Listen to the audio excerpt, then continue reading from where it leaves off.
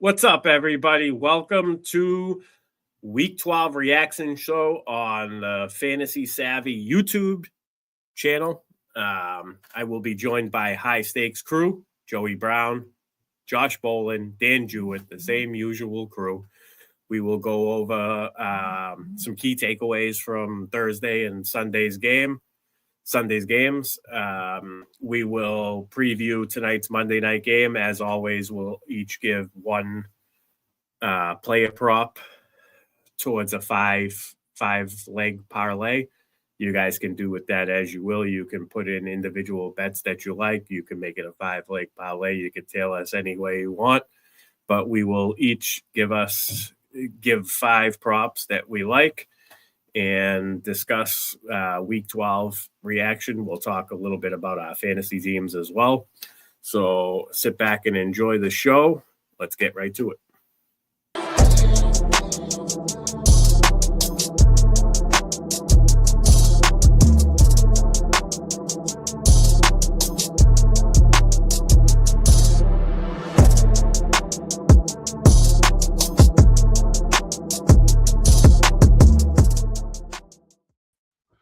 All right, we're here. Week 12 is in the books, gentlemen. How you guys doing tonight?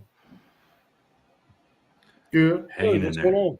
Dan, you feeling better? You're doing better this week? I was questionable leading into today, but I'm good to go. I'm starting tonight. Nice. All right. So why don't we start with the Patriots-Bengals game since we got Patriots and Bengals fans here? Let me bring that up real quick. I'm so unprepared tonight. So just so you guys know, I worked all day, 5 a.m. to 5:30. I work for Coca-Cola. It's Thanksgiving week. I've been fucking breaking my balls. Joey, you know you're a Pepsi guy. You've been out there fixing fountain machines and whatnot, I'm sure. Oh yeah. But we'll do the best we can with recapping the week for you.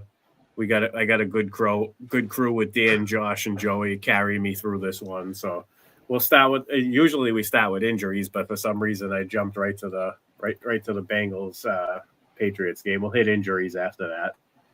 All right, so we got 26-20 Patriots win. It wasn't the big blowout. We thought a lot of people were thinking Patriots were going to hang 40 on Cincy. I didn't necessarily thought that. I think when I was talking with a couple of the guys I work with, I was saying it was going to be like 31-24, 31-20, 28 to somewhere around there. I thought it would be like a 7 or a 10-point win. I didn't think that they were going to hang 40. I thought Chase Brown was going to be decent. And he was, Cincinnati hung tough. They got a pick 6 on Drake May. They made his life a little bit difficult in this one. I talked about it with Steve. He was like, should we play Hunter Henry? Because we have Hunter Henry. And I was like, we're definitely playing Hunter Henry. And then I tried to tell him with the New England offense, it's not about identifying who's going to be productive. It's trying to figure out which one of the guys is going to be the decoy. And then I said to him, I was like, I hate to say it because I have Diggs on some of my biggest teams. I think Stephon Diggs is going to be the bystander this week. He can attest to it. We talked about it before we set our lineup. But anyways, we played Hunter Henry. I knew, Cincinnati bleeds points to the tight ends. So Hunter Henry was a shoo-in. I thought it was going to be underneath receivers and running backs altogether. So, it kind of played out how I thought it was going to play out. T. Higgins ended up getting injured. Booty, Hollins, Diggs, all the targets got spread around. So none of those guys were really fantasy relevant as far as points go. They all scored under 5 points. But I'll kick it over to my Bengals guys and let you guys give thoughts on this game. What do you think? Dan? Go ahead, Dan, Josh. The Bengals defense came out tried to play tough. I guess, I mean, you say it's probably their best showing. I don't know, our best showing of the year. I mean, if you throw out week one as lowest point total, I know that we've held a team to since week one. Looks like the Joe Flacco era may have come to an end. He was great while he was there. I mean, fantasy wise, he made the Bengals players viable again. Unfortunately, though, for the Bengals, I mean, I think those first few weeks, I don't think there's anything that Burrow could have done better than Flacco did. I mean, he was cranking out the points. This week, maybe Burrow could have made a little bit of a difference. I just don't know how fast Burrow will start out coming back. I mean, I know that they say he's healthy, but he's a slow starter anyways. So, but the pressure's on. So I guess we'll see Thursday. We're going to see him Thursday night. It sounds like. One thing that was highly frustrating, and I think that Mike Vrabel just wants to be the bane of fantasy football's existence with TreVeyon Henderson. TreVeyon gets down to the 1, and then they bring in Terrell Jennings for a run. Yeah, what's up with that? Stevenson's run. And it's like, we're crazy, we're Bengals fans, but we also do a little sports betting. And I'm just going to go ahead and say that I really needed TreVeyon Henderson to score. I don't have him on any of our fantasy teams anywhere, but would have really liked to see him get in the end zone there. And he does all the hard work and then doesn't even get a shot to put it in. It's frustrating. Nice. Joe, you have any? Go ahead, Dan. I just say, as a Bengals fan, when we traded for Joe Flacco, we didn't know what to expect. He exceeded our expectations as an NFL quarterback. I mean, fantasy was great too, but hats off to Joe Flacco. He's a fan. I'm a fan of his for life for what he did. And a couple things I want to throw into what Josh said for the Bengals, since this is a fantasy show for the next couple weeks with T. Higgins. If you saw that nasty concussion he took, Yoshi's been getting a lot of targets. Look for him next week against a Baltimore D that's susceptible to the slot a little bit. And Gesicki was back. He got 6 targets this week. So, one other guy I like to talk about, I wouldn't pick him up yet, but just a guy I've been watching, is that Mitchell Tinsley. He was the preseason darling for us, scored a touchdown. Could be a name maybe next year, but a couple guys to watch on your waiver wire if you're in a deep doo-doo for Week 14 waivers coming up. Definitely Gesicki. He's consistent when either T or Chase is out. He's good for about 6 catches and 50+ yards. So yep. Joe, you want to add anything? Yeah, I was kind of like Josh said. I thought TreVeyon Henderson would score, especially him playing at Ohio State. I said he probably had some people there watching him too, some of his friends. I figured he'd get in the end zone, but I'd like to see the New England start getting in the end zone a little bit more. At least they need to throw the ball. Yeah, right. Well, it was good to see TreVeyon had 18 carries, 66 yards, and Ramondre only 6 carries for 5 yards. So, they are leaning towards TreVeyon Henderson over Ramondre. I mean, we do have one more week. This was Ramondre's first week back. So I guess one more week of this type of reps, and I'll feel pretty confident about TreVeyon Henderson going forward. I think it's going to stick. But, you never know with Vrabel. So, and McDaniels especially, like you said, you get down to the 1 yard, and that was Terrell Jennings' only carry too.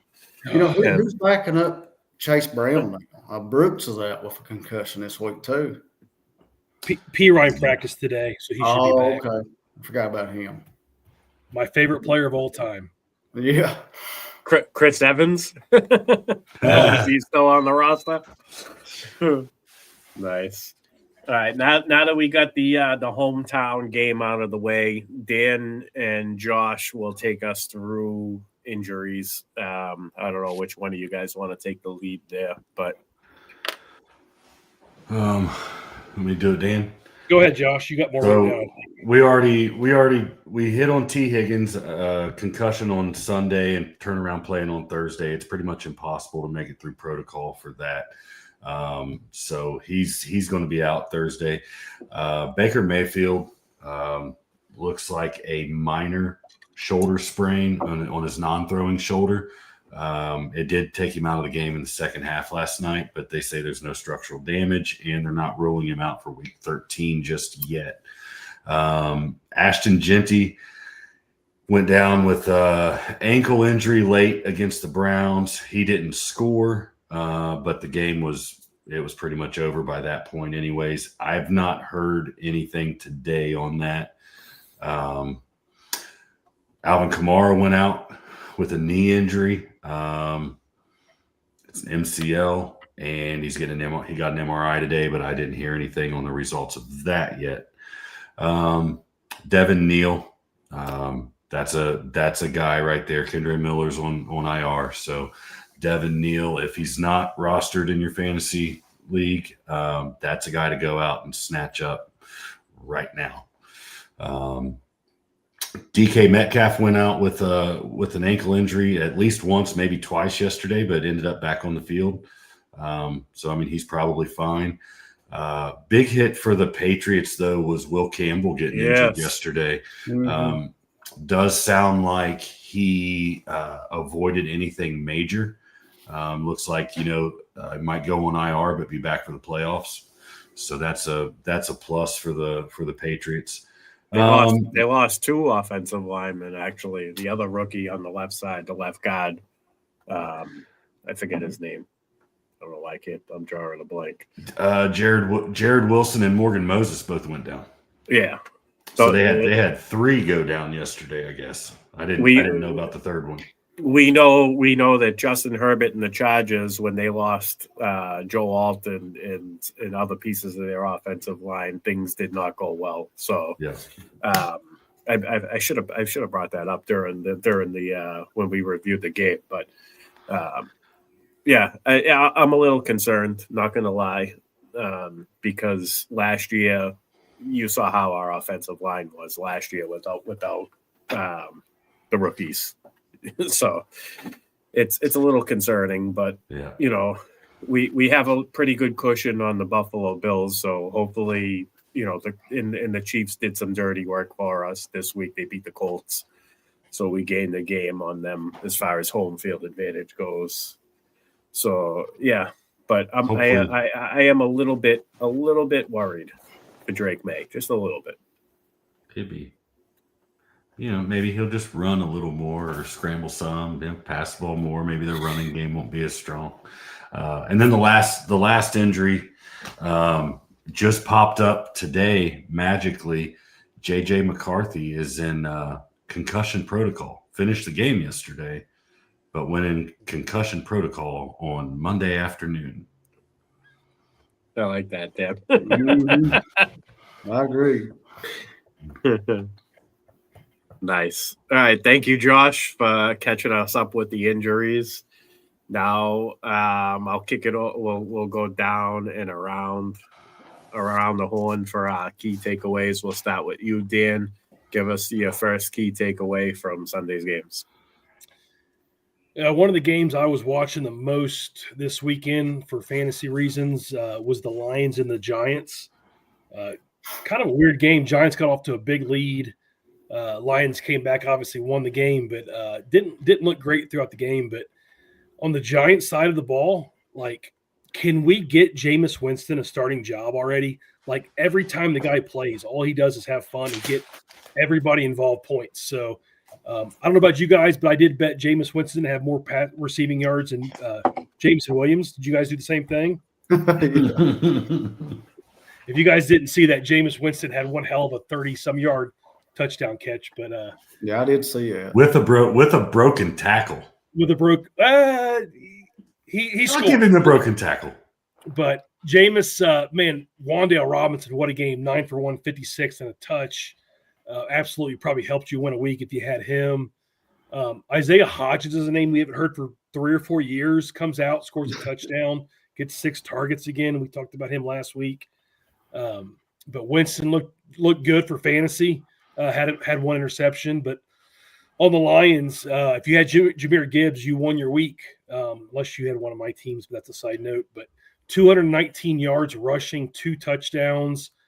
I think I mentioned it last week with Laporta out. Gibbs is the number one first read option for Jared Goff. He had 12 targets, 11 catches overall. I didn't even look. I think he had 55 some NFFC points. Top 10 game of all time for running back. Just won you the week. Hopefully propelled you into the playoffs. Amon-Ra St. Brown doing what he does. Got you up there 9 for 149 and a touch. Jameson Williams, though, like me and Josh were both talking. We both played him without talking in our one and done league this week, where we could pick one player per week to start at receiver. And we picked Jameson Williams, just kind of following how good he's been and the trend that was going. And he gets a 0 with 3 targets. If somebody can help me explain that, that'd be great. But overall, kind of just a fun game to watch. A lot of fantasy stuff. So I'll let you guys talk about that. I was gonna say that's always an option with Jameson Williams. Is that 2 of the last 5 weeks? When he put up the 0, 4 weeks ago or whatever, then Dan Campbell took over play calling, and he's been highly involved and getting the ball. And that's why my thought process was, man, while he's hot, now's the time to go with him.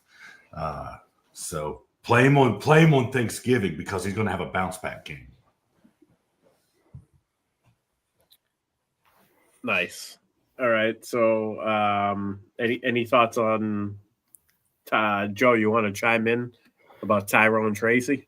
Yeah, he looked really good in that game too. He like they said. I mean, Jameis Winston brings the best out of all these guys. I mean, Tyrone Tracy played really good. He had a couple catches, I think, for 62 yards on top of his rushing. He had like 16 points yesterday.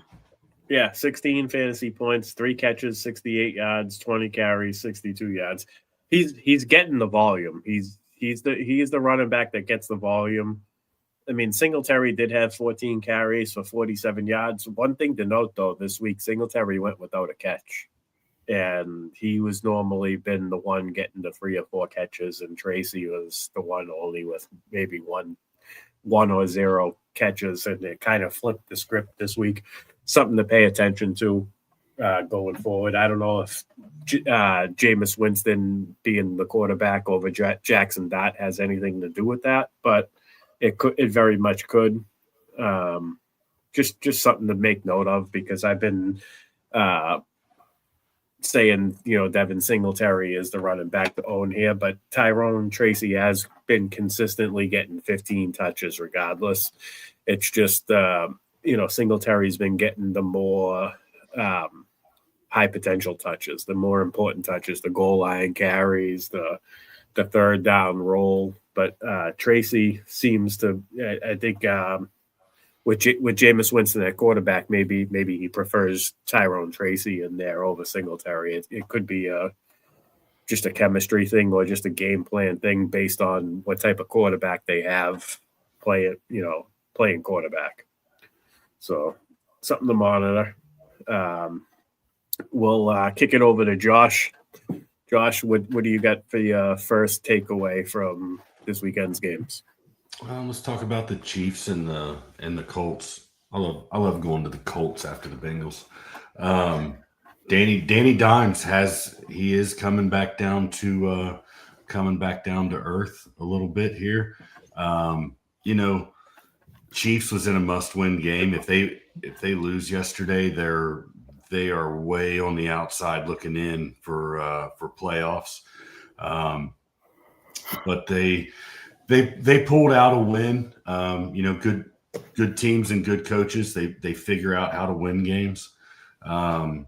Really, just I guess, as me and Dan, we drafted Rashee Rice. Felt like we got good value on him, considering he was going to miss the first 5-6 weeks of the season, and then bam, you get a healthy number 1 wide receiver to come in for the second half of the fantasy season, and he, got let's see here, where they just disappeared on me. I had their stats up here. Mahomes put up a ton of yards, couldn't get any touchdowns. Rice had 8 catches for 141 yards. Would like to have got him in the end zone, though. I don't know. I can't figure out why the Chiefs aren't just, I just keep waiting for them to flip that switch and be scoring at will. But Jonathan Taylor, the Chiefs defense shut him down. But he'll be just fine. He'll bounce back. The Chiefs defense honestly just played lights out against the Colts. But yeah, that was just kind of my thing. I'm just Chiefs move the ball, but they just can't get in the end zone. And I look for them to get that figured out. Jonathan Taylor got the Houston defense next week. Interesting. 2 out of the last 3 games, he's given us less than 10 fantasy points. But the game against Atlanta, he gave us 50. So, how could you really can't complain. But it's showing that he is human, I guess. And I suppose you want to get those less than 10s out of the way before the playoffs start, because he does have what's he got? They got Houston week 13, Jacksonville week 14, Seattle week 15, San Fran week 16, and then Jacksonville again on week 17. So not a bad playoff schedule. Jacksonville twice over the next 4 weeks. They're better against the pass than they are against the run. So this could be a run-heavy approach for Indy down the stretch. I think they need to start leaning on him, actually, because, like you said, Daniel Jones is starting to show signs of past, we'll say, last year, the past couple of years, Daniel Jones. He's not playing as good as he was earlier in the year. I think this is the difficult part of the schedule. We happened to mention that a few weeks back, that we could maybe need to start tempering expectations with him going forward based on the schedule. And I guess it's kind of holding water a little bit. I mean, he still put up 22 fantasy points in the NFFC scoring system, which it's not great, but it's also not terrible. 22 is a pretty good floor. So, if you get 22 out of your quarterback and you're surrounded by a pretty good lineup, then you can survive 22. But yeah, that's a credit to Hall of Famer Steve Spagnuolo. He ain't gonna let Jonathan Taylor beat you. He's gonna let Daniel Jones try to beat you. And Alec Pierce didn't do much. Pittman was limited. Daniel Jones was still decent, like you talked about fantasy wise. But I say they keyed in on Jonathan Taylor that whole time. If I was guessing, they can't let him go off. So it hurt us fantasy wise. Right, so Kareem Hunt had a pretty good day. 30 carries, 30 rushing attempts, 104 yards and a touchdown, 21 fantasy points. Brashad Smith, still not a thing, still only getting 3 catches per game. 3 catches, 31 yards, 1 rush for 5 yards, only 4 touches. Seems like his opportunity's just not there. Clyde Edwards-Helaire actually had more touches than he did. With 7. I just don't get that. I don't know. It's like I feel like he does well with the opportunities he gets, right? So he got 1 rush, he gets 5 yards. Like, let's feed him, figure out a way to get the ball in his hand a couple more times. But it's Andy Reid, so I don't want to question Andy Reid. I think he's a great football mind. So, but I don't get the Clyde Edwards-Helaire. Does anybody else feel like Xavier Worthy is due for a breakout soon? Like maybe this week against Dallas? Like he's been kind of quiet. Yeah. Like a 2 touchdown, 4 catch, 100-yard game. For the Turkey Bowl this week, maybe just throwing it out there. A name like that, yeah. I feel like that can win it. He was involved early on in this game, and then they kind of went away from him. Did you guys notice that? Agreed. Yep. So I don't know if he's still got a nagging injury or if he's not 100%. But he seems like the type of player that if he's not 100%, he's not going to give you 100% fantasy results, I guess. So I suppose, but he's he's little, he's shifty. We know that, guys like Travis Kelce bump into him. He ends up with like an upper body injury. Mm-hmm. So I'm getting the gut feeling that he's maybe not 100%. And they tried to get him involved. Like I said, they tried to get him involved early on, and then they went away from him. So that's gonna tell me that he's not 100%. But yeah, Dan, I agree with you. He's gonna have a breakout game at some point. He's a key point of this off. If this team is gonna make the playoffs and make a playoff run, he's got to be a part of it. He's their big play threat. Rashee Rice is their bread and butter, but Worthy is their break the field, break open a big play. Push the defense back type of player. So they need to find a way to get him consistently involved. Joe, what do you got for us, man? What do you want to talk about? I'm going to bring up a player in a game that this is for dynasty owners and superflex people. We have to give credit where credit's due. Cam Ward looked good this weekend against a tough team, tough defense. I mean, the reason I'm saying I picked him up in FFPC just as a third quarterback for $2 or $3. Everybody's been dropping him. Not that he played a good game this weekend. I mean, he had a rushing TD and a passing TD. He had 37 yards on the ground and a touchdown, and DK looked good again. He had a special teams touchdown and a receiving touchdown. I know we usually talk about, we talk about JSC and Seattle game, but Tennessee hung tough, which, I mean, you like that in a garbage time if you use any of them guys. I like that you brought that up because, Joe, I definitely do think he's got a bright future. He's been getting a lot of hate. I think it's got to do with he's kind of like I don't want to compare him to Drake May, but like Drake May was on a team last year with a terrible offense, no weapons, bad offensive line, and he steadily showed improvement and showed flashes, I guess, that the future is going to be bright. So I kind of see in the same thing out of Cam Ward. His footwork looks pretty good. His pocket presence, like you said, Joe, you watch the games and he looks good. Like he looks comfortable. You can see that he looks better than JJ McCarthy. I'll say that. And yeah, Shamir DK, it was good to see him get back involved in the passing game and not just giving us points via the special teams. He gave us 5 catches, 44 yards, and a touchdown. So, then a punt return touchdown for 21.4 fantasy points. And I'm thinking my lucky stars that Mr. Glenn Lowy left him on the bench because I want to talk about my sweat. Now that I got a chance to bring up Glenn, I'm going against Glenn. You guys know Glenn Lowy. I'm sure you drafted Vegas. We're both 8-3 in our New York primetime draft. He's got the first place points pretty locked up. He's got a nice 70, 80 point cushion. But if I beat him this week, then I kind of control my destiny for the next 2 weeks. If I can win out and finish with the best record, I'll earn a chance to face off against him in a 3-week shootout for the league title. So tonight's a big matchup.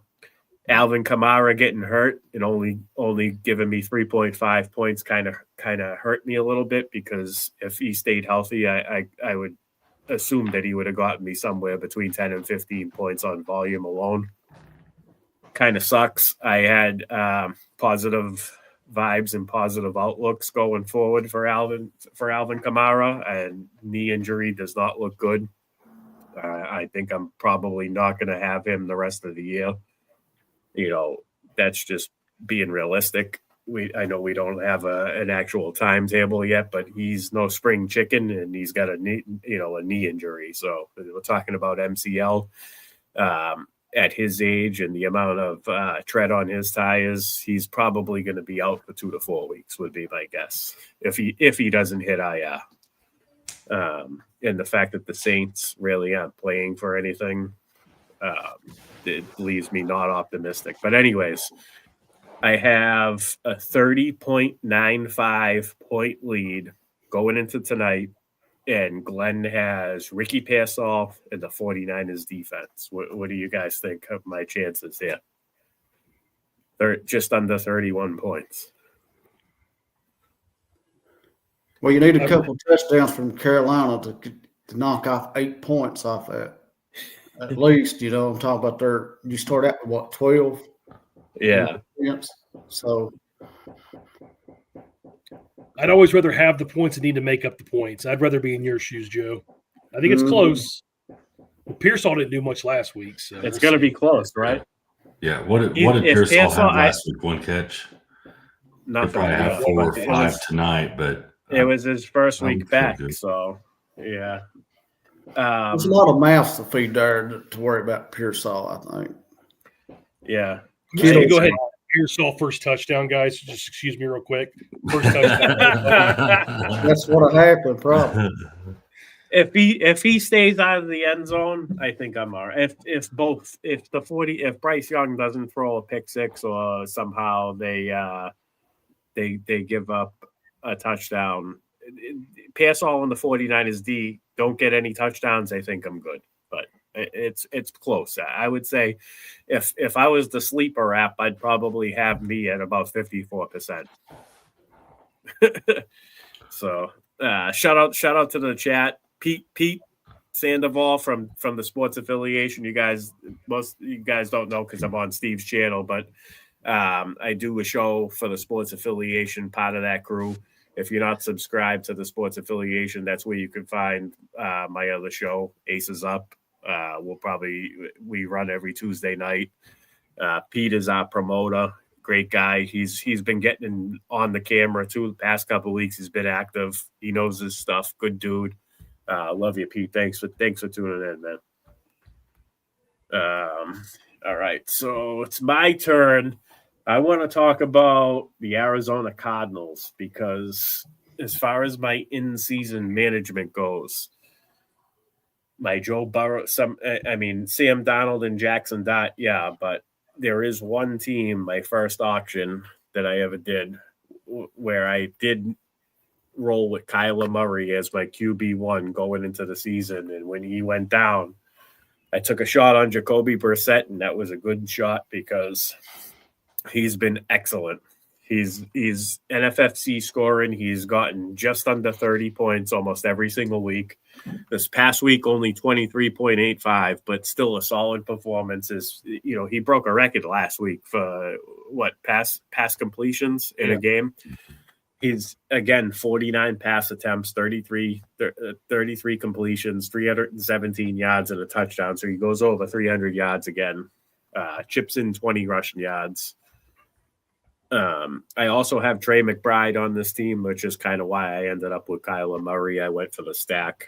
But I also picked up Michael Wilson a few weeks back. And this past week, when Marvin Harrison was ruled out again, I decided to take a shot on Greg Dortch, and I went full Arizona stack. And so, Michael Wilson again gave us double-digit receptions. He had 15 catches last week, 10 catches this week for 118 yards, 21.8 PPR points. Greg Dortch, similar stat line. Last week it was 6 for 66. This week, 6 for 53 and a touchdown, 16.8 points. Offense is operating so much better with Jacoby Brissett. I mean, he's not the greatest, but he's been better than Kyler Murray. He's given the pass catching options on this team life, especially Trey McBride, who's been getting in the end zone more. He didn't get in the end zone this game, but he did have 9 catches for 79 yards. It's sad to see that they lost this game 27-24, despite Trevor Lawrence throwing 3 interceptions and trying to give them the game. All those people that were steaming up Bashal Tootin this week, I felt bad for you.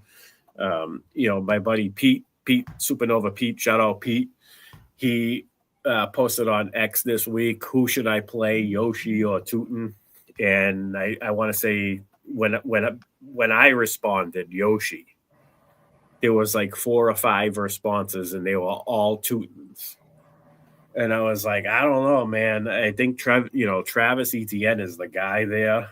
I think Tootin he kind of gets lucky with some goal line. He does get goal line carries, but that's always been the case with Etienne that Jacksonville's shied away from using him around the goal line. But Tootin ended up giving us a dud in this game. Only 7 carries for 17 yards. Etienne had 15 carries, 86 yards, 3 catches, 30 yards, and a touchdown. So he gave us 20.6 fantasy points. He looked like the spark plug for that offense, other than Parker Washington, obviously. Parker Washington has stepped in since Brian Thomas has gotten injured, and he's been pretty consistent. Anybody that invested fab in him a few weeks back, I'm not one of them. I don't have any Parker Washington shares. I had him and dropped him. You had him and dropped him. Jacoby Myers found the end zone too.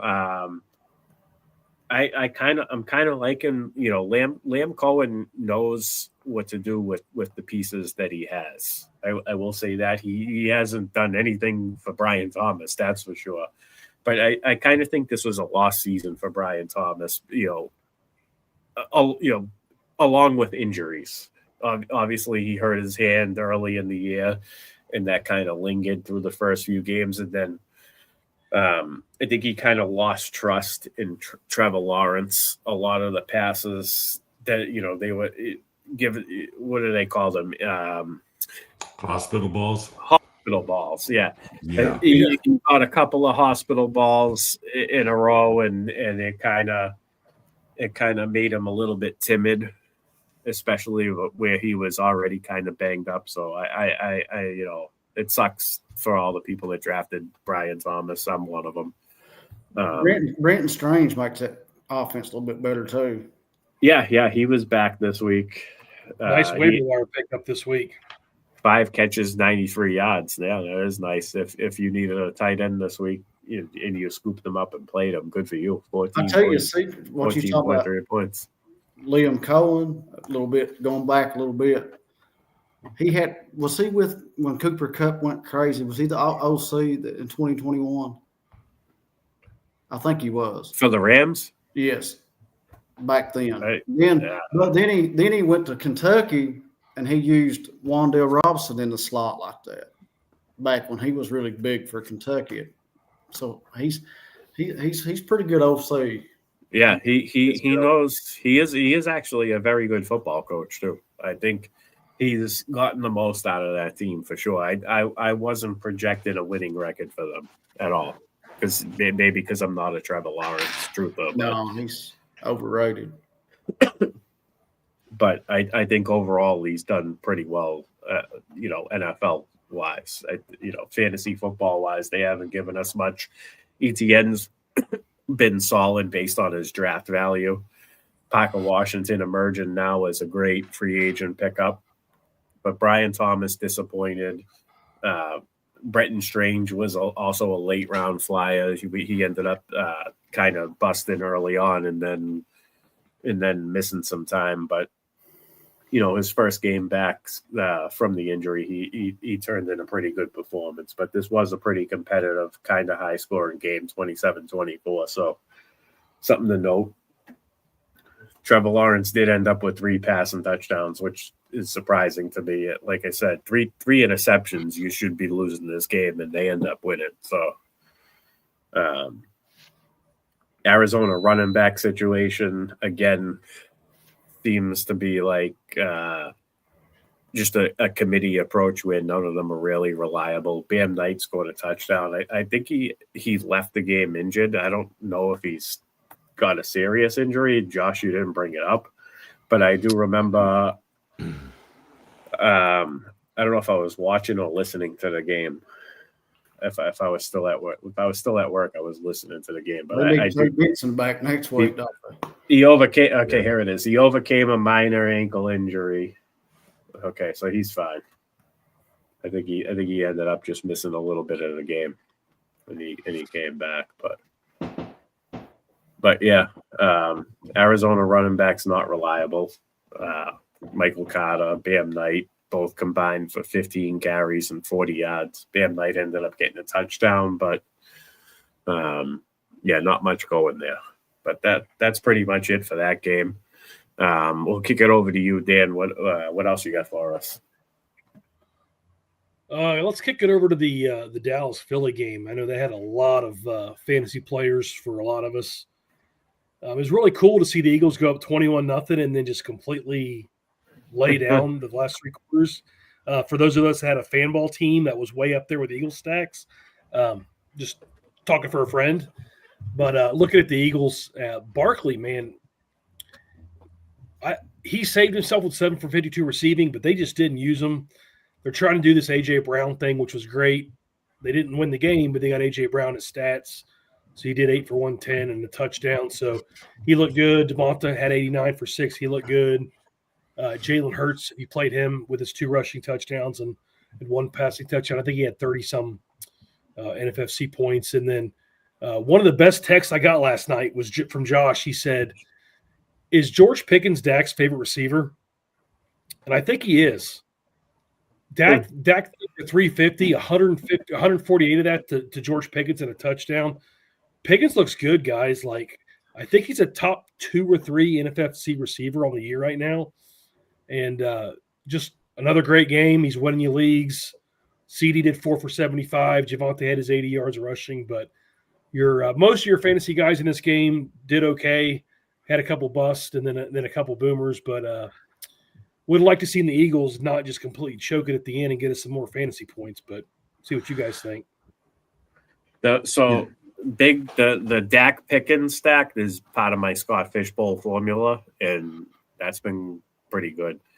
I waited on quarterback. Dak was the first person I took. George Pickens seems to, in Scott Fishbowl score, and seems to be getting me between 40 and 50 points every single week.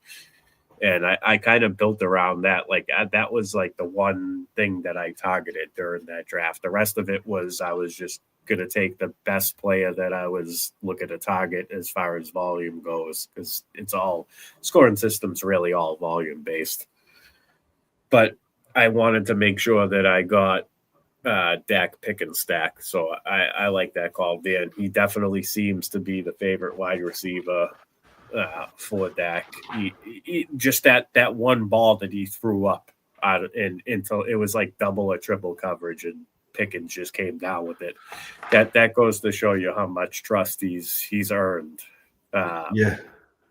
He has more yards this year than all Steelers receivers combined.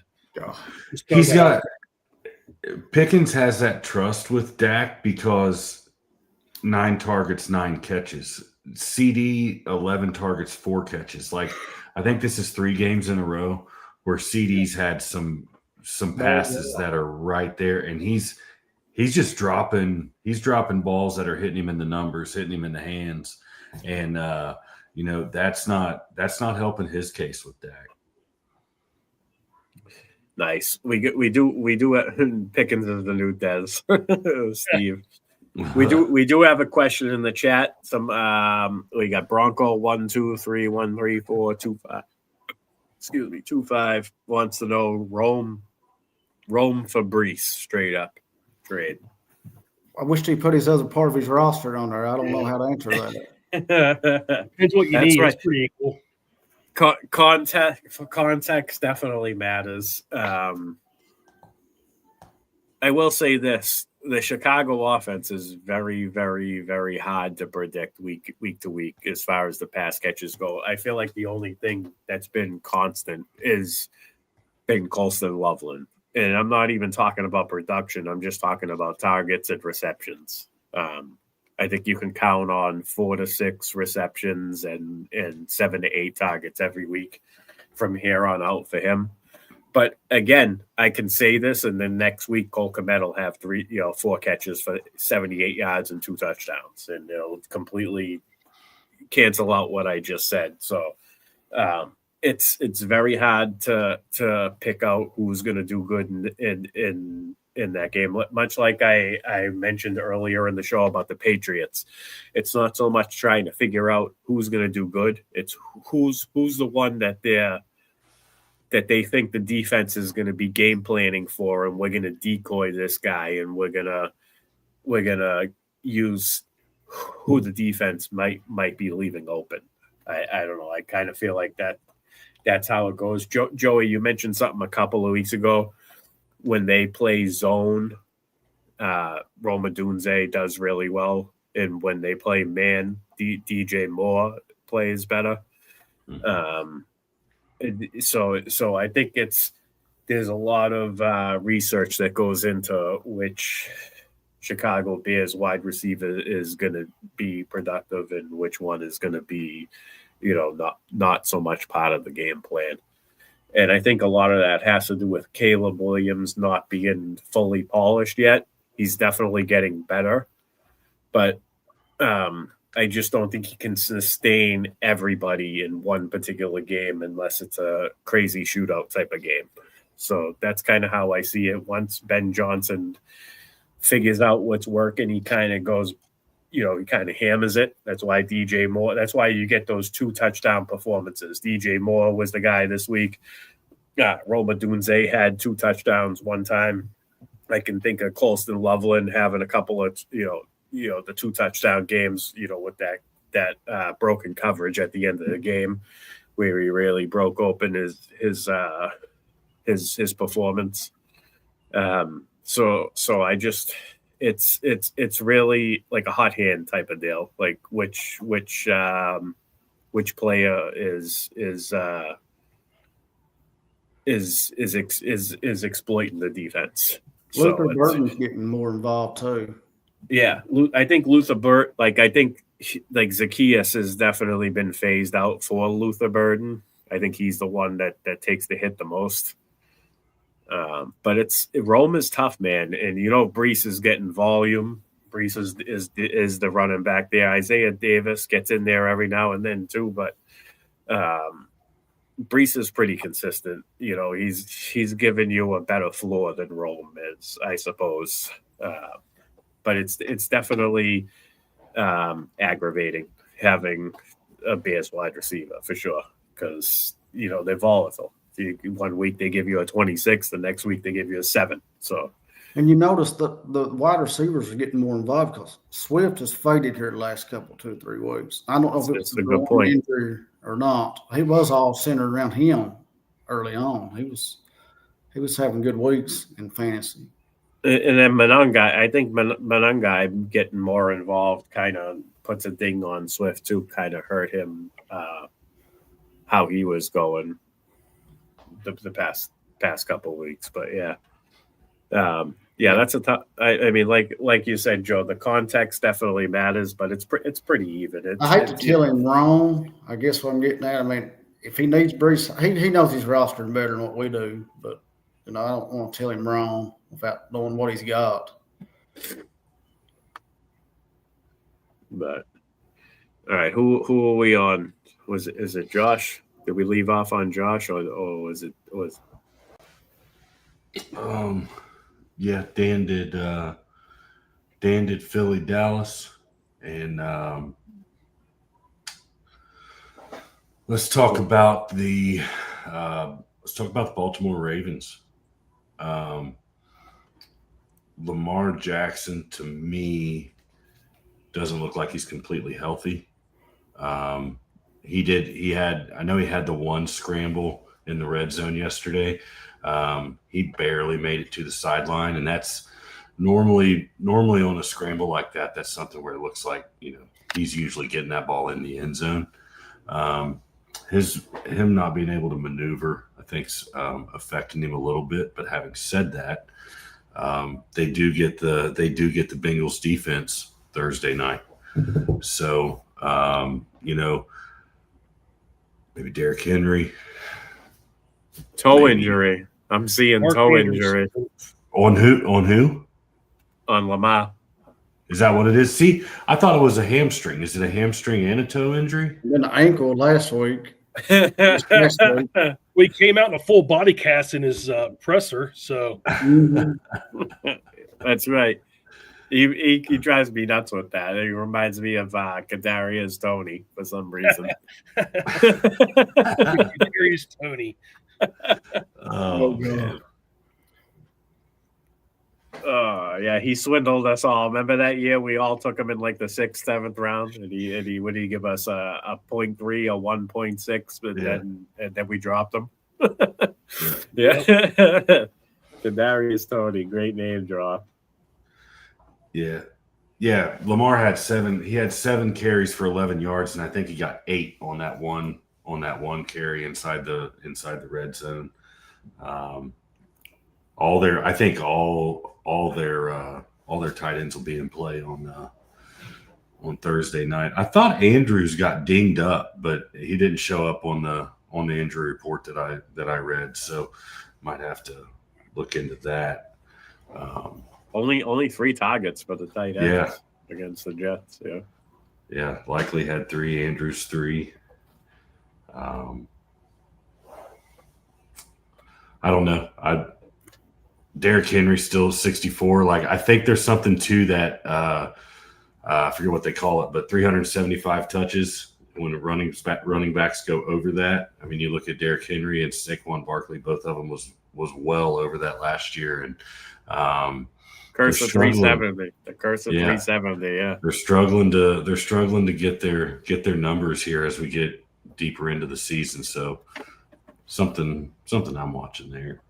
Although I will say this, the fact that he had 2 touchdowns that saved his fantasy day, and you mentioned Lamar being hurt, I think Derrick Henry is probably in line to get all the goal line touches going forward as long as Lamar is not 100%.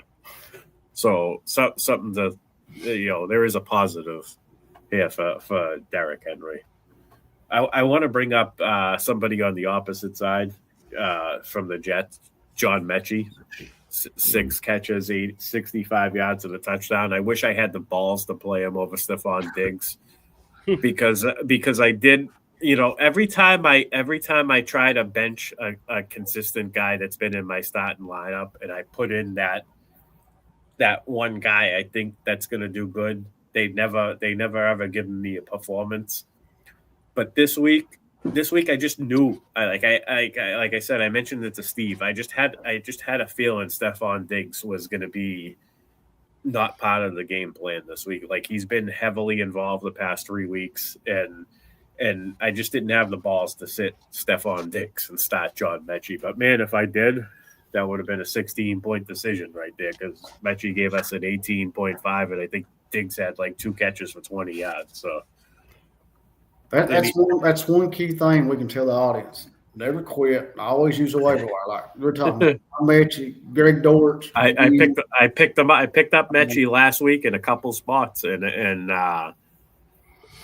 in one of them being the prime time, and it's nice little depth piece going on right now because he's given us two solid performances in a row, I believe. Let me see. Yeah, 3 catches for 45 yards last week and a touchdown. He's found the end zone twice.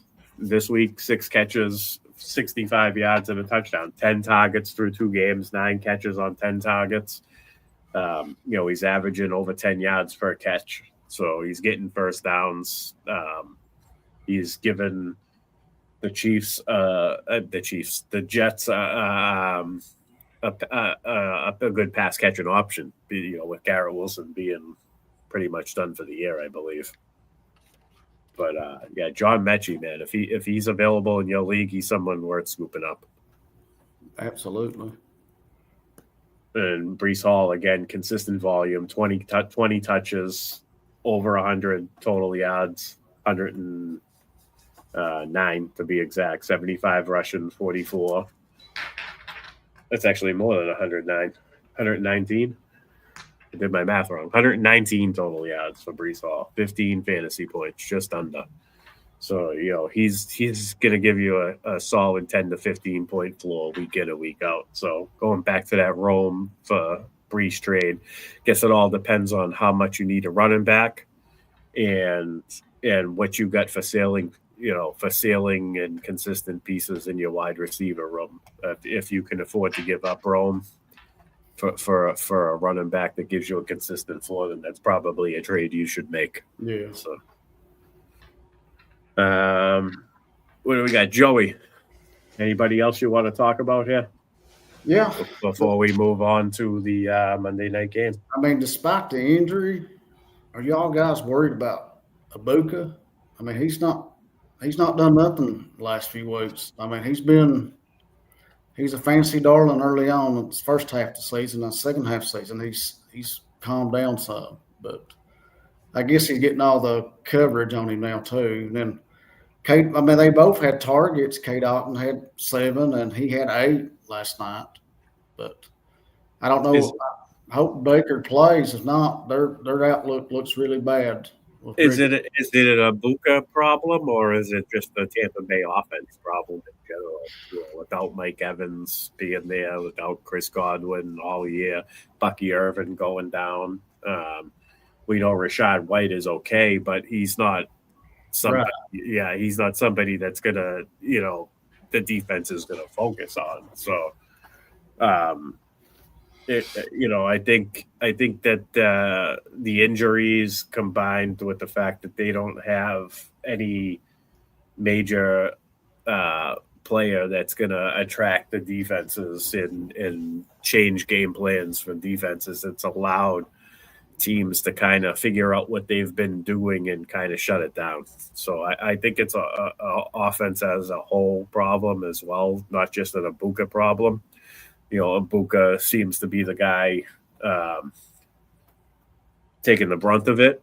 But I will say this, he's a threat to score a touchdown every single week.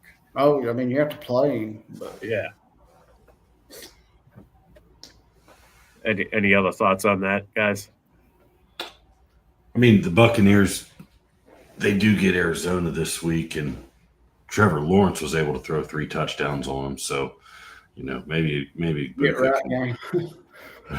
Ibuka can do something. But I mean, I don't know, Baker Mayfield's one of the toughest freaking players in the NFL. Yeah. What he did his last year in Cleveland and playing through all of those injuries, if they allow that guy in the stadium this week, he'll play. If he can walk out on the field, I think he'll play. The good news is it's his non-throwing shoulder. So yeah, it's his left shoulder. So yeah. I mean, but it's the same way with Carson Wentz, though, right? And we saw how that went for him. It was just hit after hit after hit. But yeah, I don't know. I say give Ibuka one more week before you start to stress too much. The Rams defense that was a really tough defense, and they've had a rough couple of weeks there in Tampa.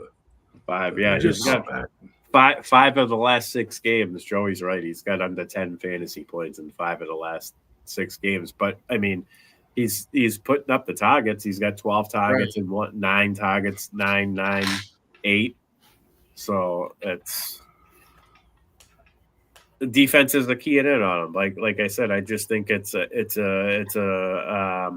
Tampa Bay offense problem more so than an Ibuka problem. But it's definitely causing Ibuka's ceiling to be non-existent. I mean, if sucks, waiting 7 weeks to bring Bucky Irving into this mess. You wait 2 months to bring Bucky back for this. I'm so glad I faded Bucky. I just his second round. I thought his cost was too high. I didn't hate. I don't hate the player. When he's on the field, he's electric. But second round is that's pricey, man. Jonathan Taylor is going right around where he goes. So Jonathan Taylor, JSN, Trey McBride. There's just so many better choices in that range. Yep. All right. So what are we at? We're at about 8:06. So we'll start talking about the Monday Night Football game. We got Carolina at San Francisco. 8:15 p.m. I'll give my quick thoughts on this game. I know Steve likes the over. I know Vegas set the over at 49. I don't see it going that high. I hate to say it. I hope it does just for our parlay because I know Steve picked that. But I mean, this is two teams that like to run the ball a lot. So that right there, if the defense, I mean, the defenses will have to really, really be playing bad, I think, for this to get to 49 points. So I'm thinking just general thoughts on the game. I think it's gonna be run heavy for both teams. Rico Dowdle, Chuba Hubbard, CMC, and Brian Robinson, all four up being involved in this game. Probably each team running close to 30 times is my guess. Bryce Young, is fresh off of a big performance, and Brock Purdy being healthy. But still, you're looking at just George Kittle, Ricky Pearsall's coming back in his second game. I don't know. When I look at these two teams, I see time of possession battle. I don't see shootout. I don't know. What's your guys' thoughts on this? We'll kick it over to you, Joe. We'll let you go first on this one. I think you're right with the time possession. I mean, you would probably want to mix in Hubbard too, just to keep 49ers over on the sidelines, because their offense, a whole lot better than what Carolina's is. It's more condensed, but I mean, Purdy and Kittle, they'll have a good game, but hopefully Dale and them can keep it over. And then I like Jalen Coker tonight too. As my prop, 40-plus receiving yards for him. He gets an upgrade over 49ers cornerback Upton Stout in that matchup also. There you go. Was it Jalen Coker over 40 receiving yards? Yeah. Kick it over to Josh. I agree with you guys. I think that if Carolina can get out and move the ball, I mean, going East Coast to West Coast, if they can keep CMC, keep him on the sideline, right, and try to I think so for Carolina, ideally you get out and you score first and try to run the ball, keep the 49ers on the sideline. I don't know if that'll happen or not. I went with CMC 70-plus rushing yards. Could probably juice that up, but I liked him at 70 plus minus 110. I'll take that. Revenge game, I was going to say too. He's old too. I was going to say that earlier. Like, has it been too long now for this to be a revenge game for him? I mean, because it was the team that drafted him. So every time he plays him, it's a revenge game. I don't think that ever goes away when it's the team that drafted you. Nice. Well, in that case, go ahead and throw CMC down for 2 touchdowns. There you go. I can see it happening. Dan? Well, for me, the over-under of me making it to halftime, not asleep on my couch, I'm taking the under. Me too. I'm already yawning away, bro. Me too. Last week we did Trey Tucker on his longest catch, and I think we hit that on the second drive. So we're going to keep the hot streak alive. Xavier Legette's over 13.5 on his longest catch. I looked at his game log. If he has over 13.5 yards for his longest catch, the Panthers are 5-0. If not, they're 0-4. So let's get Legette a catch over 14 yards, and we'll win. So I'm going to bet that. Nice. I love the longest reception bets. I swear to God that they maintain your betting bankroll if you select the right ones week in and week out, man. There we go. There's the board. We got Steve. We already mentioned Steve's over 49. He likes the over. I'm not so confident in that, but like I said, I hope it hits just for our parlay. I will say this: I I have put my own money on this parlay every week that we've done it. Maybe this is the week. I feel good about this one this week. I feel good about I know. Geez, we got to Joe, you didn't mention yours yet, did you? Or did I miss that? I did not mention mine. I just talked about how it was going to be run heavy, and I think it's going to be a time of possession battle, and I think that's going to lead to it going under. But I could be wrong. It could turn into a shootout. But yeah, I like Brian Robinson anytime touchdown. Two out of the last 3 weeks, he's gotten in the end zone. He's gotten the goal line carries.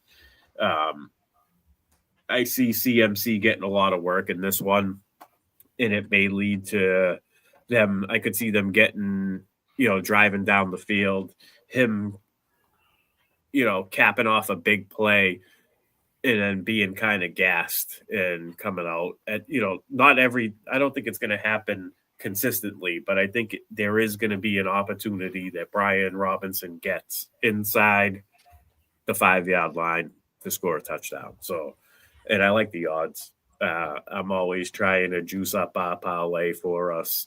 Some weeks I'll go conservative and take something that I think is definitely going to happen. But, I took a look last minute, and I just, like I said, Brian Robinson, he's had 2 touchdowns in the last 3 games. He's fresh. One thing I noticed about when he gets in there, he looks fresh.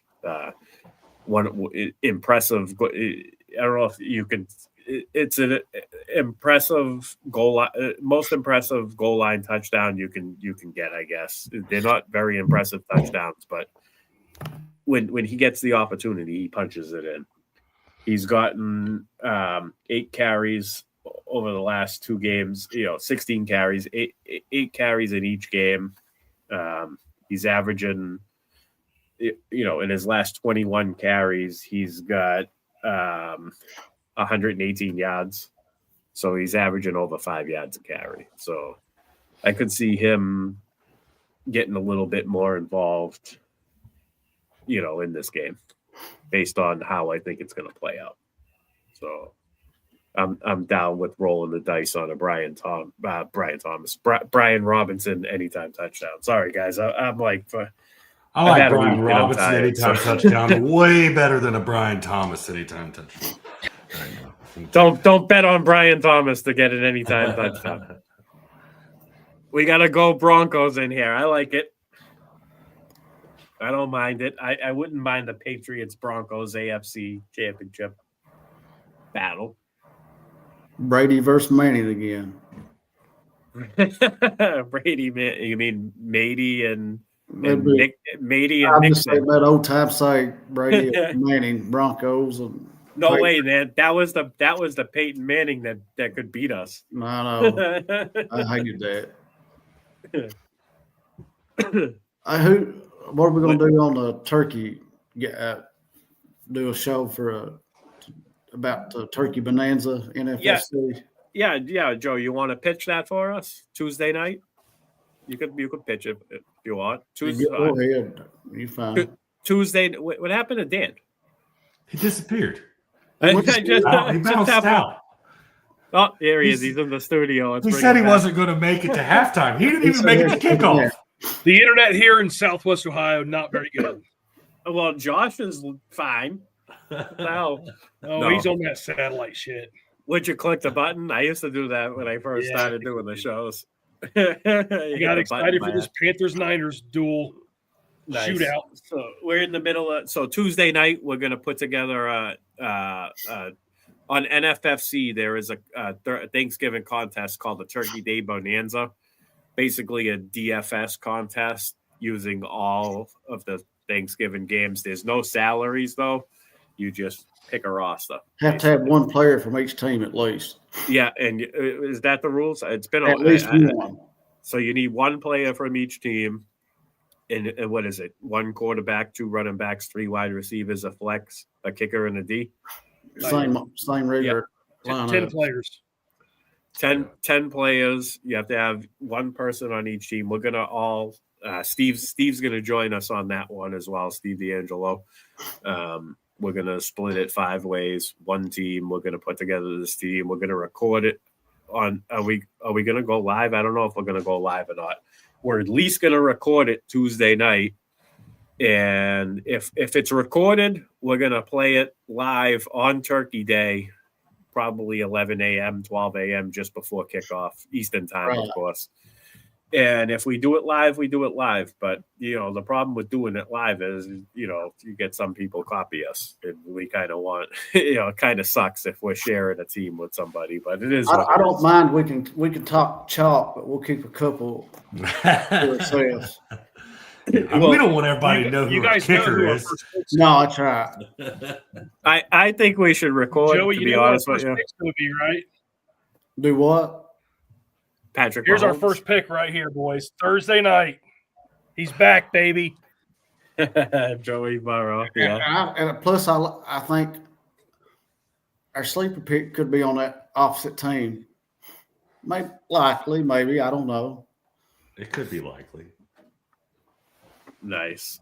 No, I think we'll probably end up. I think broadcasting something on Turkey Day before the game starts kind of cool, to be honest with you. Give the folks something to listen to while they're waiting for their turkey to be done and football games to start.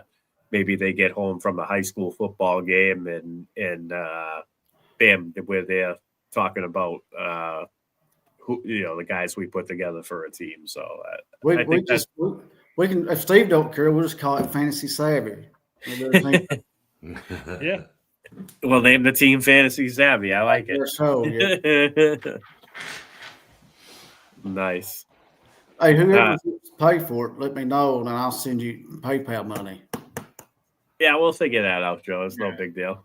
I don't think maybe we shouldn't take any money from Josh since he's put the money on all this parlay. What do you mean you guys haven't been placing that bet? I've been doing it. Josh is over here Josh is over here lighting $10 bills on fire for you know us. What? Here's what I always think. If you're gonna give somebody advice, whether it's a friend or whoever, or it's on a podcast or something, you got to be willing to put your money where your mouth is. Don't tell somebody to start somebody that you're not going to. And I wouldn't put something out there that this parlay we put together if I wasn't willing to throw $10 at. Well, the last 2 weeks, I'm using Jalen Coulter tonight, and I used Tyler Lockett last week. So I do. My props is always players I'm using. So I will say that. There we go. Just for some fantasy magic, we'll see what happens here. All right, fellas. Once again, it was a great week talking football with you guys. Dan, Josh, thank you for doing the injury report this week and carrying me along. Hopefully, I'll be better prepared next week. Won't have to work as many hours. But yeah. Hey, Black Friday will be here before you know it. So Turkey Day will be over. They'll be in retail. Yeah, that's my next day off. I can't wait for Turkey Day. It's my favorite holiday. Thanksgiving's my favorite holiday. So, once again, appreciate everybody that tunes in. If you're not subscribed to the Fantasy Savvy channel, subscribe. We're almost at 1,000 subscribers. I think it was at 981 the last time I checked. Steve's a great dude. Does great work. He's grinding out all these shows late night. Very sharp individual, good friend. We're doing everything we can to help him. Appreciate him for letting us do the Monday reaction show on this channel. It's always a good time.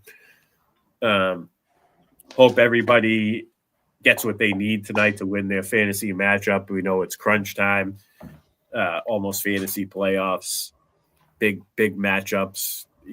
One win, one loss could define the rest of your season going forward. So if you need to, if you need a 30-point lead to hold up and you're going against the 49ers defense and Ricky Pearsall, I hope that comes true for you. I hope they stay under 30 points and you take the lead in your division and you go on to win the wins, and you go on to finish in first place in your division. or 36 from Chubba Hubbard. Let's go. Yeah, if you need 36 from Chubba Hubbard, you need 14 from CMC. Whatever it is you guys need, I hope you win your matchups. Outside tonight's game, like I said earlier, we got 1,200 player minutes remaining. We got to do something at least next 2 weeks. Make your move. Nice. Yeah. All right, gentlemen, let's close up. Let's go watch the Monday night game and try not to fall asleep on the couch. Again, thank you everybody for tuning in. Thank you guys for joining me tonight, talking football. We'll see you guys tomorrow night. Okay. And everybody that joined us, have a good night. Okay.